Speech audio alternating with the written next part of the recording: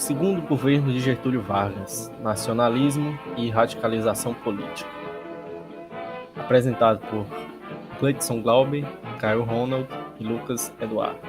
O segundo governo de Vargas foi o retorno do político gaúcho à presidência do país 5 anos após a sua deposição. Esse governo fez parte do período da República, conhecido como Quarta República, que se estendeu de 1946 a 1964. Vargas foi o segundo presidente eleito nesse período e governou de 1951 a 1959. Alguns tópicos que serão falados à frente serão a eleição de 1950, governo democrático, como a crise política e crise social, João Goulart e o Ministério do Trabalho, crise política em 1954 e o suicídio de Vargas. Eleição de 1950. Os 3 principais candidatos da eleição presidencial de 1950 foram Getúlio Vargas, do PTB, Cristiano Machado, do PSD e Eduardo Gomes, do UDN. Durante os anos do governo Dutra, a estratégia adotada por Vargas foi a de apagar a imagem de ditador construída durante o Estado Novo, que foi entre 1937 e 1945. Chegou inclusive a discursar no Senado defendendo os feitos de seu governo e os benefícios que trouxe para o país. Nesse período, Vargas conseguiu o apoio do governador de São Paulo, Adhemar de Barros, importante político da época que havia recentemente sido eleito. Além disso, ele também conseguiu dividir o PSD e enfraquecer o candidato lançado por esse partido, Cristiano Machado. A excelente estratégia política de Vargas foi responsável por isolar Cristiano Machado no próprio partido, uma vez que Vargas havia garantido parte expressiva do apoio dos políticos do PSD à sua candidatura.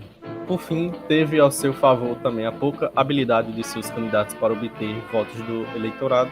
O candidato udenista Eduardo Gomes chegou a afirmar ser contra a lei do salário mínimo, uma das medidas mais populares tomadas por... E os resultados aqui da eleição foram esses: de Getúlio Vargas, do PTB, com 48,7% dos votos, Eduardo Gomes, do DN, com 29,7% dos votos, Vargas. Cristiano Machado, do PSD, obteve 21,5% dos votos.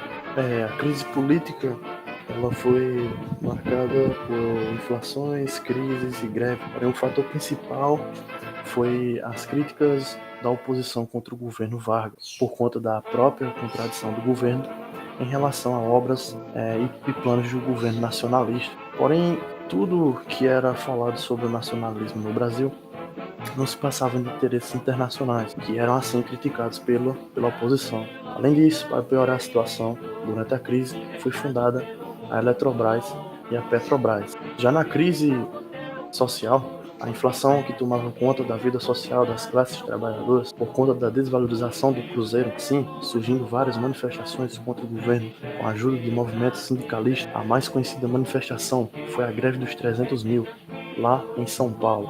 João Goulart e o Ministério do Trabalho. A nomeação de João Goulart com o Ministério do Trabalho visava reaproximar os trabalhadores do governo, uma vez que João Goulart, conhecido como Django, era um quadro do PTB que tinha uma ótima comunicação com as lideranças sindicais.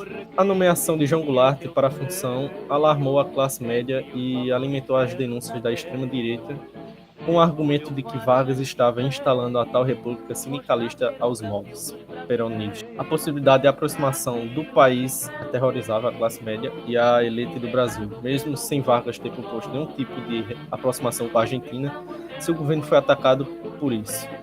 Outra situação que Vargas precisou contornar naquele ano foi a tentativa de impeachment, como pode ver aí no slide, que a tentativa de impeachment fracassou, mesmo assim continuou com a questão do salário mínimo, que também por isso fez com que João Goulart fosse demitido por Vargas por conta da supressão dos populares da região. Além disso, o presidente colocou no Ministério da Guerra um militar abertamente anticomunista. No entanto, mesmo com a pressão da oposição, Vargas manteve-se firme e ratificou o atual salário mínimo, um aumento de 100%. Quase teve um aumento. A questão mais sobre Django ter sido demitido foi que, após ele dar a ideia, propôs, no caso, o aumento do salário mínimo em 100%, de certa forma essa proposta estourou como uma bomba por parte da oposição. A UDN, a imprensa e o exército atacaram fortemente o governo por conta dessa proposta, fazendo então com que a pressão sobre Vargas fazê-lo demitir o Jango do Ministério do Trabalho. Bem, a crise política de 1954 aumentou mais as crises. As denúncias aumentaram mais e Vargas queria estar uma luta sindicalista, ganharam muito esforço de tempo. Houve até uma denúncia do presidente fazer parte do esforço para implantar um pacto ABC, um acordo de cooperação comercial entre o Brasil e a Argentina e Chile, para enfrentar a influência americana. Seria uma ideia do o Foro no Perón, mas Vargas nunca aceitou fechar esse tipo de acordo com a Argentina. Também houve vários pedidos de impeachment do presidente, começou em 1954, mas a tentativa fracassou. Houve também o atentado na rua de Pondereiro. A situação de Vargas em 1954 era delicada, passar a posição do presidente enfraquecia. Houve também uma conspiração do exército que conspirava abertamente contra ele, e a UDN agia pressionando contra o seu governo. Teve uma série de denúncias também. Teve um dos grandes da ação com o jornalista Carlos Lacerda, que utilizava o seu jornal para difundir denúncias falsas contra o governo. O atentado foi executado com o mandato de Queiroz Sarnado, chefe da segurança do Palácio. A tentativa de assassinato de Carlos fracassou, mas o atentado resultou na morte do segurança do jornal e o governo acabou tendo o suicídio dele. Acabou que foi no Rio de Janeiro, em 1954, após o atentado e os pedidos de renúncia contra Vargas acumularam. E quando a justificação apontaram que o chefe de segurança do Palácio tinha sido mandado por crime, a situação ficou muito tensa nesse tempo.